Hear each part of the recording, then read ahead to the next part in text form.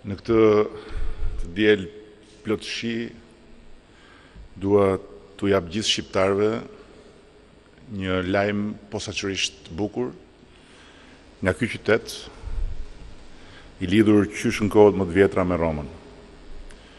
Papa Francesku i është përgjigjur pozitivisht dhe tani më dhe zyrtarisht ftesës sime për të vizituar Shqipërinë së shpejti. Vizita do të bëhet në 21 shtator, ndërkohë që mes qeverisë sonë dhe serisë së shenjtë ka nisur puna për përgatitjen e saj mbi bazën e kësaj date.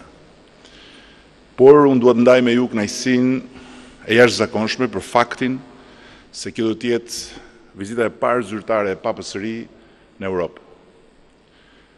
Siç kuptohet për vetë kontekstit kohor dhe historik, ky rrugtim i Adit Shenjtë për Tiranë mbart një mesazh të disafisht shprese dhe inkurajimi. Shpresë dhe inkurajim për Shqipërinë që të vazhdojë në rrugën e vështirë por të mbar të rilindjes dhe të ribashkimit me Europën. Shpresë dhe inkurajim për rajonin që të shkojë më tej në rrugën e sapoçelur të paqes pas më shumë se 100 vjet luftra dhe konflikte vllavrasëse. Shpresë dhe inkurajim dhe për vetë Europën, Bashkimin Evropian, që të shohë më larg në rrugën e vetë drejtardhmes, duke parë me kurajo pasojat gjithnjë më të dukshme të dritë shkurtësisë së një zhvillimi ekonomik dhe social polarizues mes më të kamurve dhe më të varfërve të kontinentit tonë. Papa Gjon Pali i dytë e shkeli tokën tonë për të sjellë mesazhin e vlerave të lirisë dhe demokracisë me njëherë pas lëngatës gjatë në ferin komunist.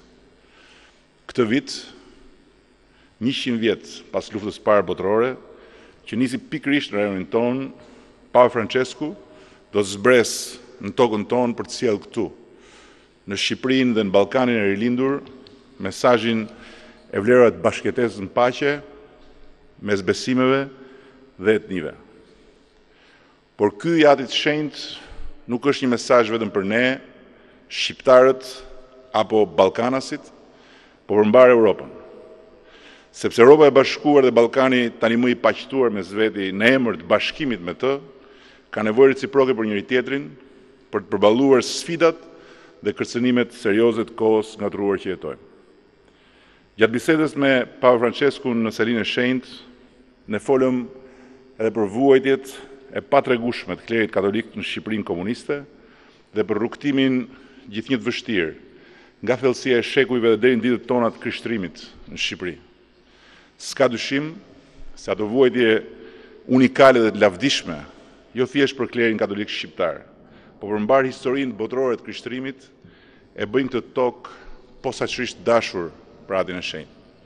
Por po ashtu, është posaçërisht e vyer për qasjen e tij kaq vëllazërore ndaj besimeve të tjera, kjo tokë ku harmonia e bashkëjetesës mes krishterëve dhe muslimanëve meriton të ruhet si drita e syve dhe të promovohet si një rrezë shprese dhe kuraje për mbar botën e rrezikuar nga konfliktet fetare.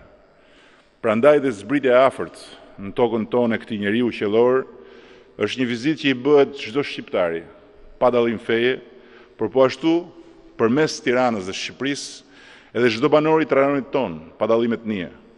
Njësoj si çdo qytetar i Europës, pa dallim ideje, në emër të dashurisë mes njerëzve, të paqes mes popujve, të solidaritetit mes vendeve të kontinentit tonë. Unë besoj se edhe lajmërimi sinkron sot nga Durrësi këtu dhe nga sheshi Shëmpjetrit në Rom, i kësaj vizite që përbën një privilegj të rrallë për Shqipërinë dhe shqiptarët, është në vetvete një augur i mrekullueshëm në vigjiljet të vendimit që Bashkimi Evropian duhet marrë për statusin e vendit tonë. Prandaj lejomni që në emrin e çdo njërit prej jush, pa dallim feje, krahine dhe ide, t'i shpreh për urtësisht mirënjohjen më të thellë Adit Shenjtë për përmbushjen në një kohë kaq të shkurtër të dëshirës që unë i shpreha për ta mikpritur në Shqipëri. Le të përgatitemi që ta presim këtë pap të jashtëzakonshëm të shekullit të ri me të gjithë fuqinë mbretërëse të mikpritjes tradicionale shqiptare. Dhe lejoni ta mbyll sot me një urim të pazakonshëm, por që vjen krejt natyrshëm. Zoti e bekoft gjithmonë kështu Shqipërinë.